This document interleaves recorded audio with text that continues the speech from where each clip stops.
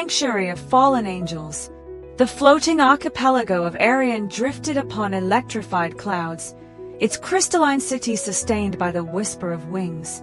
In this realm, love manifested in feathers, first soft as smoldering silk, then iridescent, finally golden. Wings grew with certainty, yet Aerion concealed truths beneath its foundations.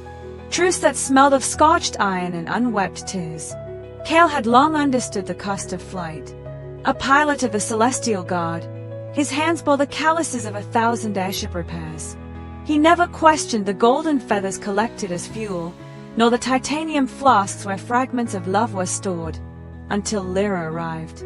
She came with a monsoon, her hair a storm of midnight, her wings newly unfurled. Unlike the others, her feathers were amber, the hue of embers breathing beneath the ash. He watched them quiver as she moved, as they brushed against him during training.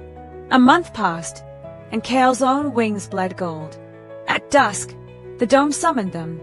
In the hall of fractured mirrors, reflections shattered into incomplete faces, they learned of the Icarus Protocol. Holograms flickered before them, lovers of the past, their golden wings dissected by cold machines as they clung to each other. One per generation, the recording whispered. 2 synchronized hearts would collapse Aerion's core. Lira trembled, her amber feathers rustling like leaves before a storm. The rite of severance began at dawn. On the Bridge of Sighs, where traitors were stripped of their humanity, Kael ignited the plasma torch. Lira, bound to a column, could only watch. Flames devoured his wings, spiraling into scented ash, each particle carrying stolen memories, the echo of Lira's laughter, the warmth of her hand brushing his. When only charred scars remained, Lira screamed. Her amber wings shattered into a storm of light. Exile was a 9-day descent through the lower layers, the stratosphere of the disinherited, where children with brittle feathers sold stolen memories. The red troposphere, where the air distilled addictions into vapor. Finally, the Shadow Isles, where magnetized swamps swallowed all hope. Here, outcasts were not victims. They were fossils of past betrayals, their bodies twisted by scars that wept black crystals, smoked in bone pipes by the natives. Kael tried to belong, but his wounds were too fresh. Each night, his back seeped golden streaks, etching Lira's face into the mud.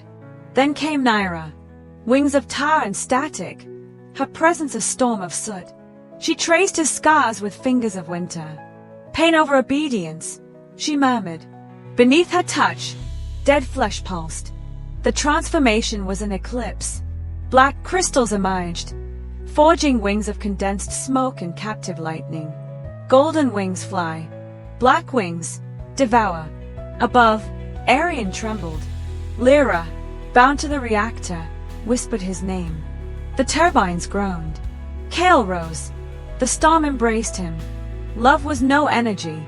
It was a black hole, and he had crossed the event horizon. Aerion never taught its people to fall. Kael had learned it to tear the sky from below.